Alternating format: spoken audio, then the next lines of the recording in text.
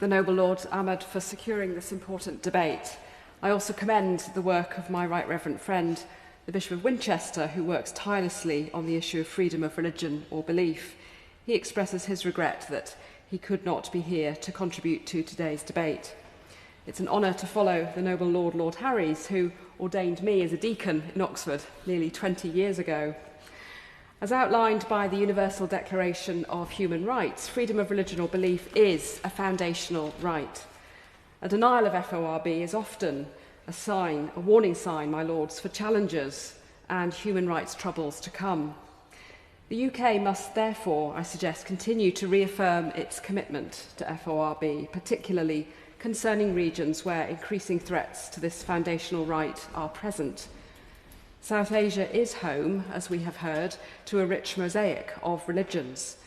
However, the religious diversity in this region is being undermined, and I draw your lordship's attention to just two countries by way of illustration. Firstly, Pakistan. I'm particularly concerned about the misuse of Pakistan's blasphemy laws that continue to target minority religions, often resulting in mob violence and extrajudicial killings. Ahmadi Muslims are a major target for prosecutions of Pakistan's blasphemy laws, as the Noble Lord has already pointed out. My lords, I do want to acknowledge the repression and persecution that the Noble Lord Ahmad's own community have suffered and still suffer from inception. Secondly, my lords, Sri Lanka, a country I have visited myself and where the previous diocese I held episcopal office in, the Diocese of Leeds, has a formal link with the Anglican Church there. I wish to highlight the targeting of minority religious groups, particularly by state authorities. Government policies reflect the Buddhist nationalist movements present within the country through the limitation of the ability to freely worship by creating discriminatory registration processes for places of worship.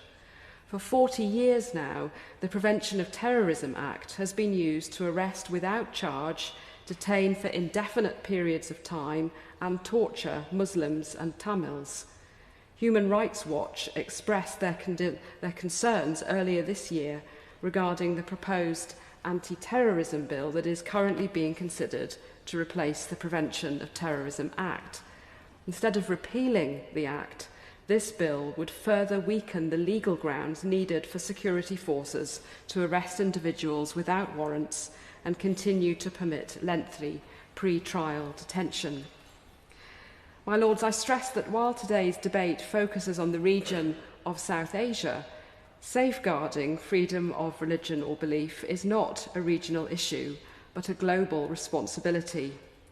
This debate shows the need for the UK to have a permanent special envoy for the freedom of religion or belief, as the Noble Lord pointed out in his opening speech, ensuring that the UK's commitment to this issue is turned into action. The appointment of a special envoy must be seen as a matter of urgency.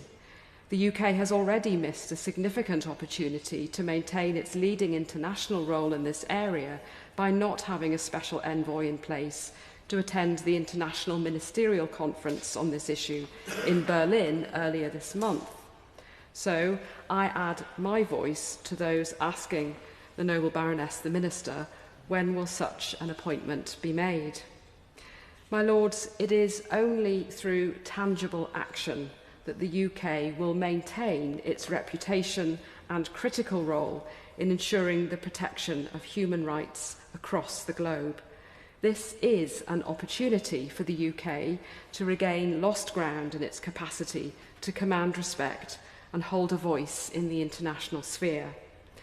In a global context where many minority groups are under threat, my lords, this should be seen as a matter of urgent concern.